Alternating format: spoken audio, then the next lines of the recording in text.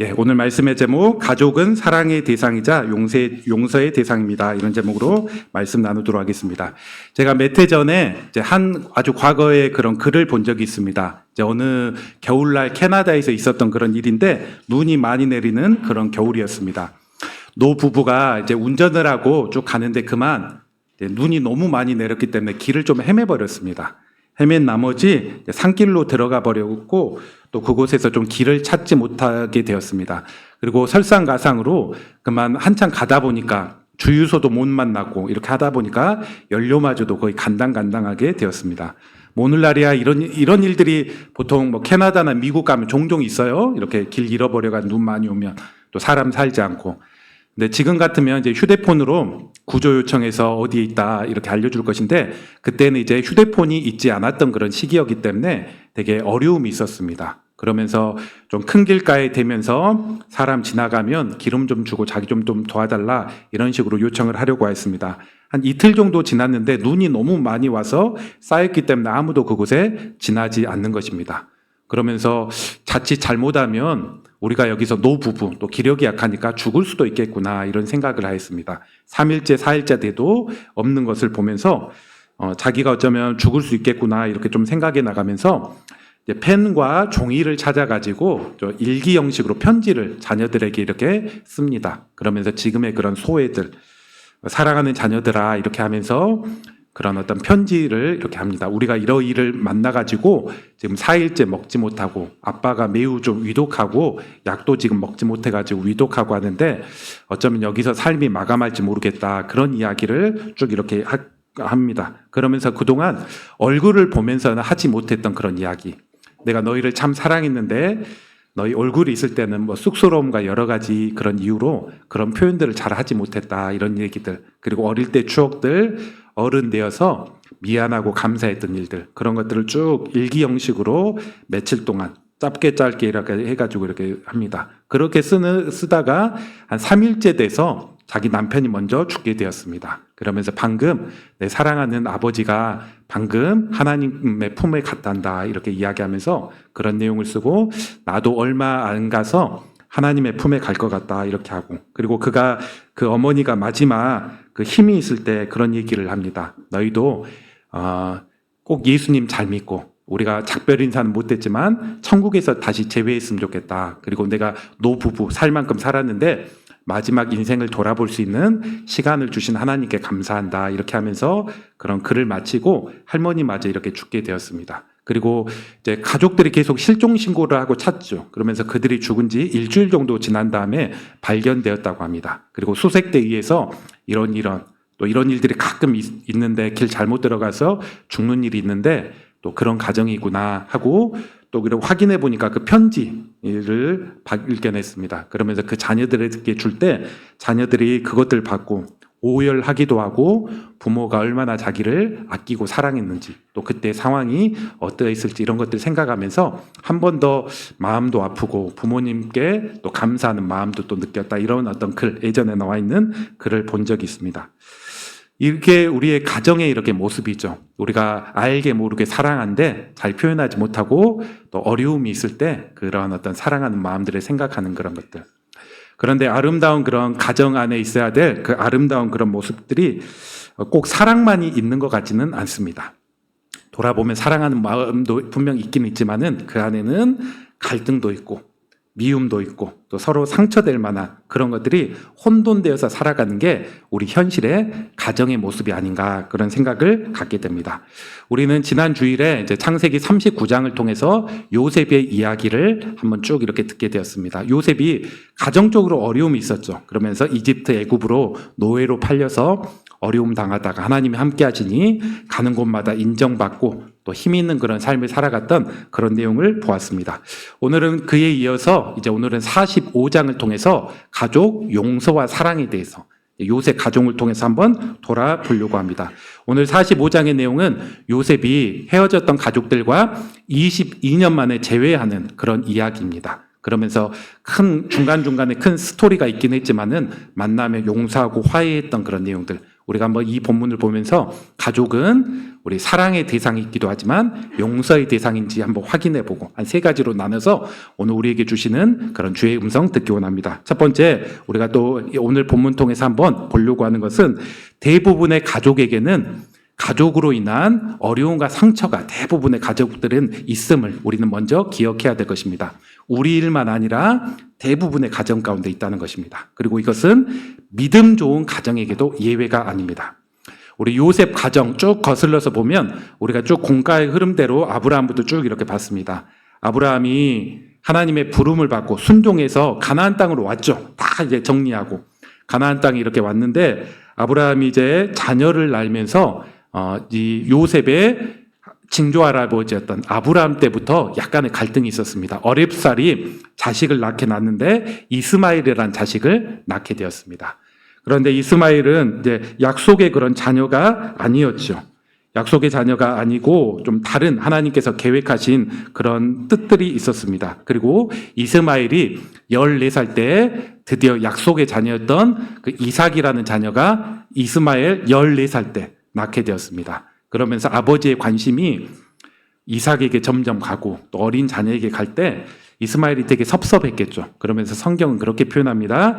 이 이스마엘이 어린 갓난아이였던 이삭을 되게 희롱했다, 그런 표현들이 나옵니다. 낳았고 되게 놀리었다, 희롱했다, 그런 표현들이 나옵니다. 그러면서 이 모습을 이제 사라가 보고 깜짝 놀라고 더 이상 이들이 같이 있으면 안 되겠다 하면서 그 이스마엘과 그의 어머니가 이제 분가해서 나가는 그런 내용들. 이 내용들도 보면 그 깊은 데서는 약속의 분명 집안이었고 하나님이 동행하시는 아브라함의 집안이었지만 그 가정 안에도 불화와 뭔가 자녀로 인한 어려움이 있었음을 보게 됩니다. 그리고 이제 그 태어났던 이삭이 점점 자라게 되는데 2명의 자식을 낳죠. 첫째는 쌍둥이 에서였고 둘째는 야곱이었습니다.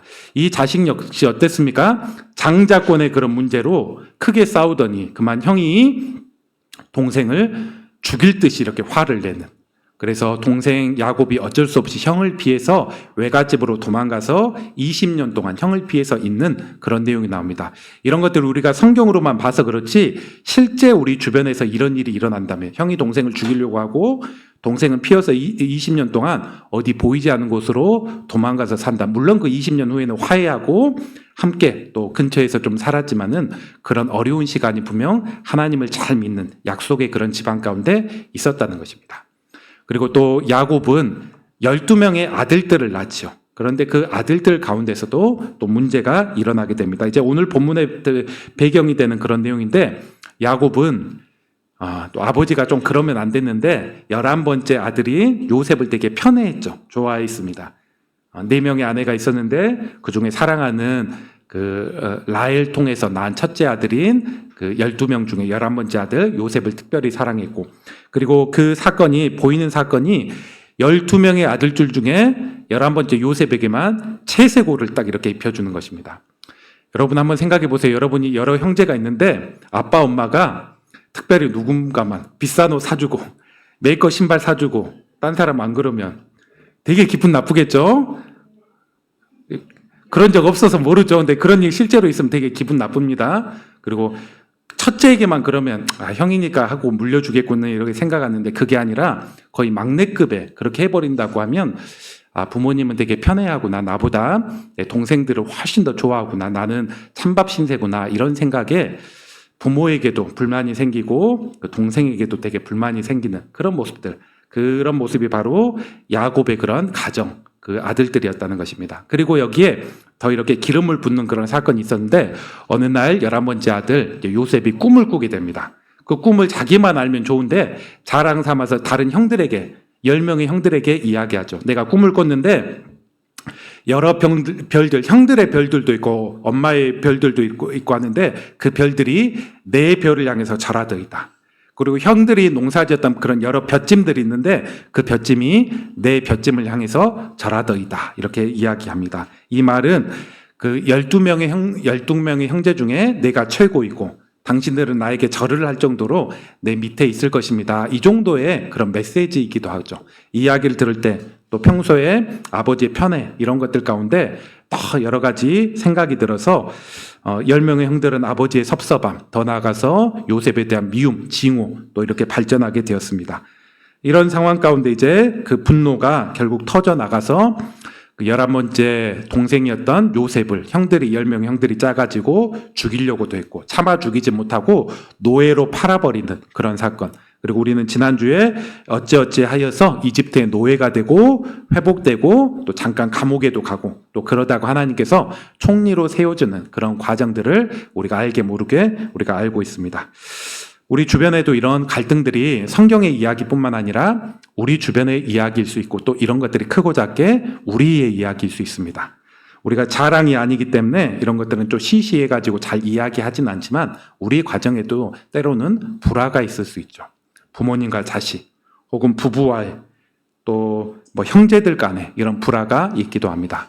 제가 과거에 어떤 세 가족을 좀 안 적이 있습니다. 남자 혼자 결혼했는데 교회 등록해서 신앙생활을 하는 거예요. 그러면서 좀 정착하고 뿌리 내려서 제가 조심스럽게 한번 물어봤습니다. 아내가 있고 자식이 있는 걸로 아는데 그들은 좀 신앙생활 안 하나요? 그렇게 물어보니까 다른 교회를 다니고 있다는 것입니다. 그러면서 좀 자세하게 얘기해 줬는데 그 자기 장모님이 목사님이고 내 아내는 거기 교회에 다니고 있습니다. 이렇게 얘기합니다. 그러면 자기도 그 교회 다녔는데 좀 불편하기도 하고 그리고 특별히 아내하고 좀 약간 갈등이 있어서 아내하고 이야기하지 않은 지 한 6달이 지났습니다. 그런 얘기를 합니다. 뭔가 갈등되는 내용들이 있었는지 또 서로 자존심 때문에 서로 얘기하지 않고 6달이 더 지났다는 것입니다. 그러면 진짜 말을 안 해요? 어떻게 소통은 같은 집에서 살면 좀 해야 되잖아요. 각방 쓰고 필요한 것은 문자로만 보낸다고. 그렇게 6달이 좀 지났다고. 그래서 너무 안타까워서 제가 좀 기도해주고 또 한편으로 하나님 주신 마음 따라서 또 좋은 타이밍이 있을 때 화해했으면 좋겠습니다. 뭐 그런 이야기를 했습니다. 제가 한편으로 생각해 보면 그 가정이 어머니, 장모님이 목회자이고 매주마다 그 교회 가서 봉사도 하고 그랬습니다. 그런데 그 가정은 그 부부는 얘기하지 않고 따로 그 교회에 오고 또 사람들에게는 또 그렇게 보이진 않았지만은 뭔가 봉사하고 신앙생활 하는 것처럼 보였지만 집에 와서는 여전히 좀 남남으로 살아가는 그런 좀 모순된 그런 모습들이 그 가정 안에 있었다는 것입니다. 이게 비슷한 모습이 우리 주변에 있을 수 있고 우리 각자에게 있을 수 있다는 것입니다. 여러분은 어떤가요? 여러분은 이런 요셉의 가정을 볼 때 내게는 이런 어떤 어려움과 상처가 있지 않나 이런 것들 있지는 않습니까? 어떤 사람은 누군가 장난반 이렇게 얘기합니다. 나는 자식들 문제 포기했어. 기대도 하지 않아. 뭐 이렇게 얘기하기도 하고. 냅둬 버립니다. 그냥 알아서 되겠죠. 이렇게도 하기도 합니다. 우린 내려놓을 건 내려놔야지만, 내려놓을 거는 내려놔야 되겠지만, 냅둬서는 안 돼요. 기도해야 되고, 하나님의 위로와 은혜를 구해야 되고, 또 한편으로는 또 하나님께서 주신 마음과 타이밍들이 있다면 더 화목함과 또 하나님이 세워주시는 은혜의 길로 우리는 더욱더 나아갈 수 있어야 될 것입니다. 우리 이런 과정 가운데 두 번째, 가족들, 우리에게는 분명 우리 가정에는 불화와 어려움이 있을 수 있는데 두 번째, 우리 가정은 그럼에도 불구하고 용서와 화해의 대상임을 우리는 오늘 말씀을 통해서 배워야 됩니다. 자, 오늘 본문 창세기 45장을 읽었습니다. 창세기 45장은 요셉이 22년 만에 자기 10명의 형들과 재회해서 그 재회하는 그런 과정이 그려지고 있습니다. 요셉은 고생 끝에 애굽의 총리가 되었고 또 뿐만 아니라 이전에 7년 동안 대풍년이 있었는데 그 풍년을 잘 관리했기 때문에 지금 또 대흉년 7년 중에 2년째 진행되고 있는데 이것들이 지금 대비를 잘했기 때문에 관리가 되고 있습니다. 그리고 그 중심에는 요셉이 있었습니다. 요셉이 모든 왕 대신해서 통치자로 애굽 땅, 이집트 땅을 다스려 나가고 있습니다. 그런데 이 흉년은 애굽만 있는 건 아니죠. 그 주변에 있는 모든 땅에도 비슷하게 나타났을 것이고 그리고 요셉의 형들이 있는 아버지 야곱이 있는 가나안 땅에도 그 흉년은 예외가 있지 않습니다. 먹을 것이 떨어졌고 양들도 짐승들도 되게 힘들어합니다. 그래서 소문을 듣자니 저기 애굽에 가면 관리를 잘해서 약간 비싸긴 하지만은 양식이 있다더라 이런 얘기를 야곱이 들었습니다. 아들들에게 얘기하기를 우리가 여기서 죽을 순 없지 않느냐. 비싼 값을 줘서라도 이집트에서 곡식 사오자 하면서 10명의 그 아들들을 요셉의 형들이죠 다 보내게 되었습니다. 그러면서 그들은 요셉 앞에 이렇게 섰습니다. 요셉은 한 번에 알아봤죠. 22년 지났지만 형들은 이미 이때 요셉의 나이가 39살, 형들은 이미 40대, 50대 되었던 그런 나이였지만 한 번에 다 알아봤습니다. 그러나 형들은 요셉을 알아보지 못합니다. 이미 동생은 지금쯤 노예로 팔려서 계속 고생하겠지, 혹은 죽었을지도 모른다, 이런 생각으로 있는데, 그 동생이, 자기가 팔았던 그 동생이 요셉의 가장 권세 있는 사람이요, 경호대도 있고. 우리 사진 한번 여기 띄워주십시오. 제가 한번 이런 느낌으로 띄워주세요. 그 다음에 이거 첫 번째 서론네요. 두 번째, 아무튼 이런 느낌, 이런 어떤 외모로 이렇게 있었을 것인데, 이렇게 뭐 하고 있다고 하면 도저히 그렇게 얼굴들을 이제 볼 수가 없겠죠. 이런 모습들, 이런 모습이 있기 때문에 뭐 요새 누군가는 내 동생하고 좀 약간 비슷하게 생겼구나, 이런 느낌을 가졌을지 모르겠지만 요셉일지는 알지 못하였습니다. 요셉은 이제 형들을 보고 이제 처음에는 자기 정체를 드러내기보단 시험해 봅니다. 그들을 한번 정탐꾼으로 몰아가기도 하고, 그리고 10명의 형제 중에 시므온이라는 사람을 볼모로 딱 잡으면서, 너희 또 다른 베냐민이라는 동생이 있으면 그 데려와 봐라. 이거 진짜면 너희 정탐꾼 아닌 걸로 내가 인정하고 볼모로 잡은 시므온 다시 풀어주겠다, 이렇게 하고 시험을 하기도 하고. 그래서 여차여차해서 막내 동생인 12번째 형제인 베냐민까지 데려오죠. 그리고 그 베냐민을 이제 도둑으로 마지막 몰아갔습니다.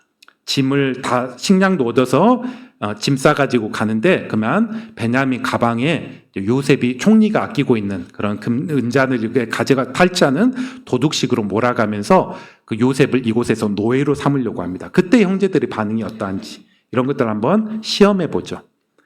이런 일이 일어났을 때 형제들은 다 자기 일로 여기며 이 베냐민을 살리려고 합니다.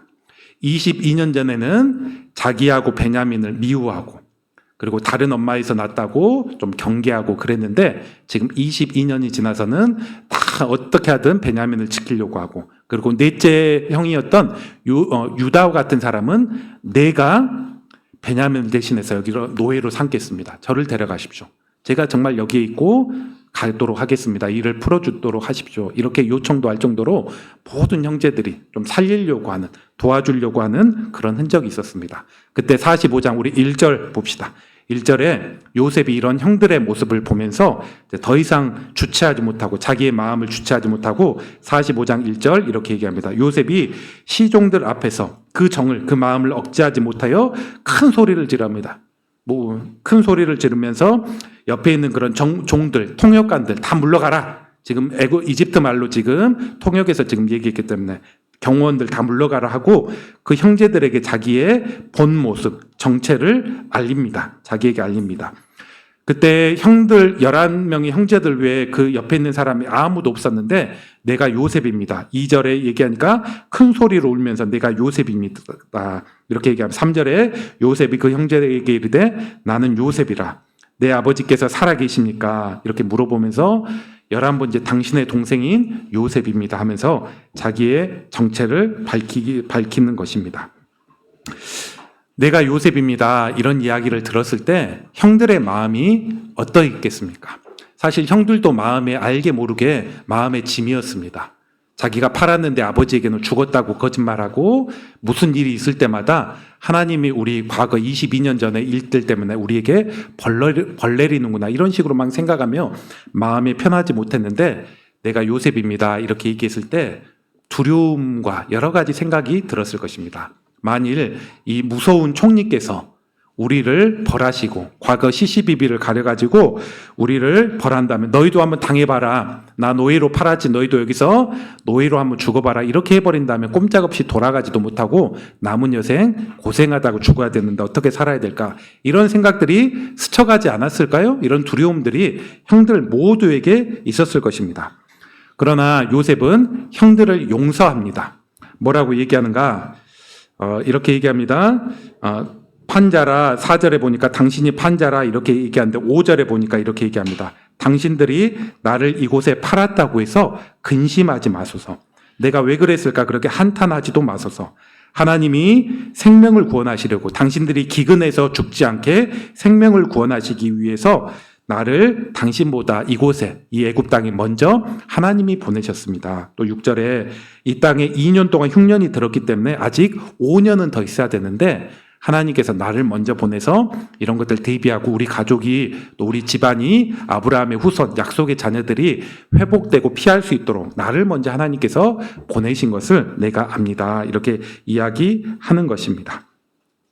사실 힘이 있고 명분이 있으면 사람을 과거의 큰 과오에 대해서 이것들을 좀 바로잡고 싶습니다. 뭔가 보상을 받고 싶습니다. 최소한 요셉이 형들 앞에서 좀 훈계라도 하고 사과라도 좀 받고 싶은 게 사람의 마음일 것입니다. 또 그럴 명분도 있고 힘도 있습니다. 말만 하면 그들을 죽일 수도 있고 팔 수도 있습니다. 그런데 요셉의 모습을 보십시오. 그렇지 않습니다.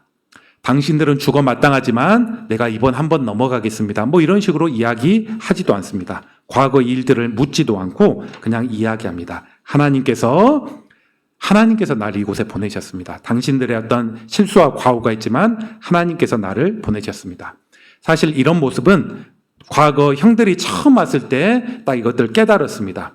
형들이 처음 요셉에게 와서 그 애굽의 총리 앞에 다 절을 할 때 그가 뭐가 기억나느냐?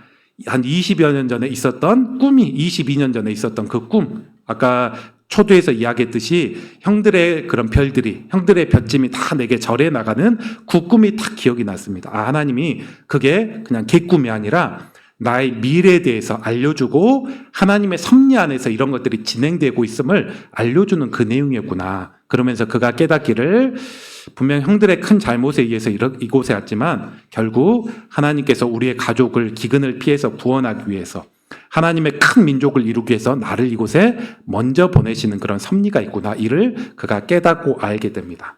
마음도 이러면서 정리되고 오늘 45장에서는 스스로도 이야기하기를 당신들이 보낸 게 아니라 하나님이 보낸 것입니다. 당신 잘못했죠. 사과 정도는 내가 받아야 되겠습니다. 이렇게 하지 않고 다 덮어주고 용서해 주는 그런 모습이 나타납니다. 이렇게 하다 보니 이렇게 요셉이 전폭적이고 뒤끝 없이 이렇게 용서하다 보니 이 형제들 가운데 이제 참된 화해가 일어납니다. 우리 마지막 절 봅시다. 14절 15절 한번 봅시다. 이렇게 이야기하면서 이제 요셉이 그 동생 12번째 형제였던 베냐민을 안습니다. 아까 그 사진 한 번 더.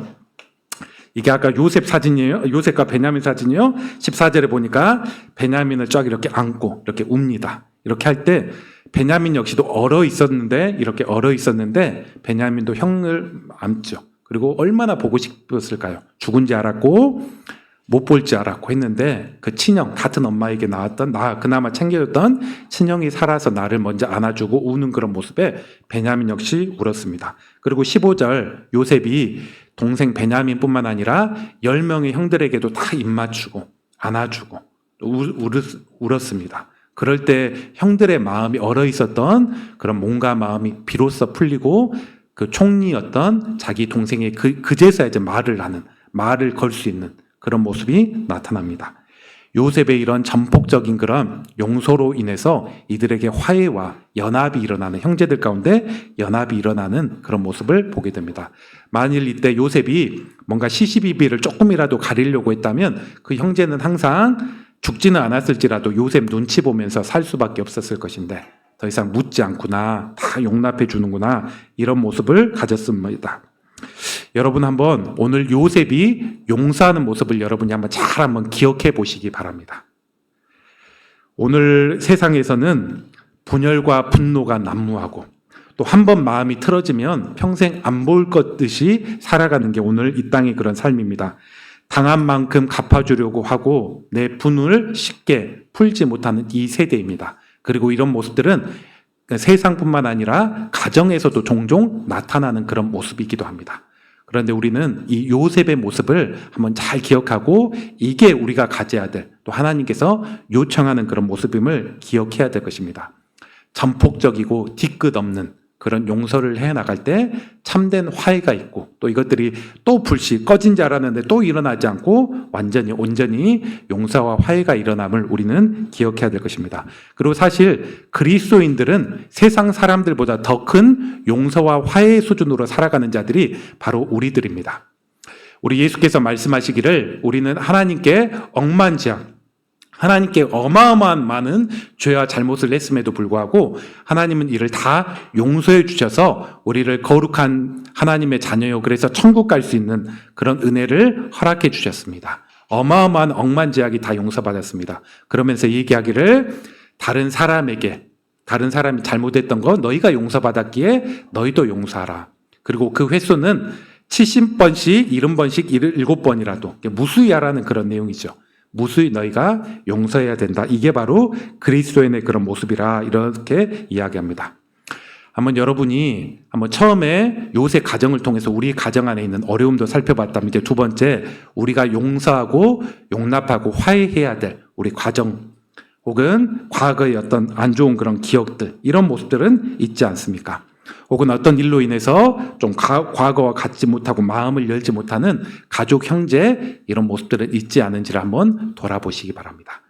그리고 하나님께서는 우리에게 요셉의 마음, 하나님의 섭리도 이해하고 인도하심도 이해해 나가면서 참된 화해와 회복으로 가고 뒤끝 없는, 그리고 더 이상 꺼림직 없는 그런 모습으로 나가기를 하나님께서 기대하고 계십니다. 그리고 우리는 가족뿐만 아니라 세상 사람들을 향해서도 이런 마음을 가져야 될 것입니다. 우리가 이 땅을 살다 보면 누군가 생각만 하고 어떤 상황만 생각해도 막 화가 있고 억울하고, 분명히 이런 상황들이 지금까지 삶에 분명히 있을 것입니다. 그리고 지금도 그런 어떤 상처와 마음의 어떤 짐들이 있는 그런 사람도 있을 것입니다. 우리가 다 컨트롤 해나갈 수는 없지만, 그러나 주님께 은혜를 구하며 하나님 용서하되 더 깨끗하게 참된 화평을 가질 수 있도록 우리에게 은혜를 베풀어 주시옵소서. 우리가 이렇게 기도해야 될 것입니다. 저도 사역을 하면서 종종 좀 어려움이 있는 그런 모습들, 상처 아닌 상처도 있었고, 또 어쩌면 좀 교회를 마무리하고 새롭게 시작하면서 그거 아닌데 막 그런 것들로 인해서 마음이 좀 답답해지는 그런 어떤 시기도 있었습니다. 그런데 하나님께서 주신 마음은 그런 것까지도 다 용서하고 내려놓고 뒤끝 없이, 뭔가 시시비비 가려서 그런 게 아니라 뒤끝 없이 또 용서하고 화해하고, 이런 것들이 하나님께서 주신 마음이었습니다. 그리고 제가 그러기로 결심해 나갈 때 하나님께서 제게 주시는 참된 평화가 있었고, 더 이상 그런 마음이 나를 힘들고 한 번씩 화나게 하고 그러지 않게 하는 그런 모습을 보게 됩니다. 가정에서는 말할 것도 없고 세상 안에서도 이런 화평을 이루어 가시는 우리 성도들 되시기 바랍니다. 세 번째, 한 가지 더 제가 짧게 한번 보면, 원래 세 번째 내용도 좀 설교문이 좀 길었는데 제가 시간 관계상 많이 좀 줄여가지고 한번 짤막하게 한번 내용을 나누려고 합니다. 우리가 가족이 용서의 대상이라면 세 번째, 가족은 어떤 대상이냐? 사랑의 대상입니다. 우리가 패밀리주의를 맞이해서 어떻게 가족을 사랑해야 되는가? 앞뒤 다 생략해서 한 두 가지만 짤막하게 한번 얘기해 보겠습니다. 가족은 어떻게 사랑하냐면, 기쁜 순간에도 함께하고 어려운 순간에도 함께하는 게 가족이자 사랑하는 그런 모습입니다. 가족들 가운데 기뻐하고 축하할 만한 그런 일이 있으면 그 자리에 함께 있어주는 거. 만약에 어떤 상황 가운데 있지 못한다면 꼭 다른 식이라도 같이 축하해주고 같은 마음을 가져주는 거. 그리고 힘들 때면 더더욱 그 사람의 곁에 있으면서 위로해 주는 것들, 이게 바로 가족인 것입니다. 그리고 우리 청소년이나 우리 어린아이까지는 아직은 아니겠지만 우리 청소년들도 이런 마음을 이제 점점 가져가야 될 것입니다.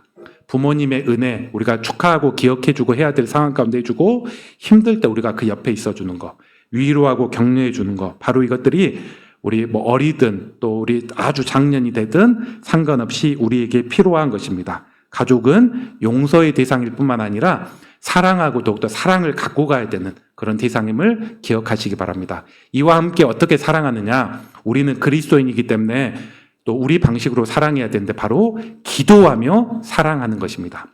기도하자면 한 번 기도하고 끝낼 수 있어요. 그래서 제가 광고했지만 오늘은 패밀리주의를 맞이해서 가족 기도문을 이렇게 만들었습니다.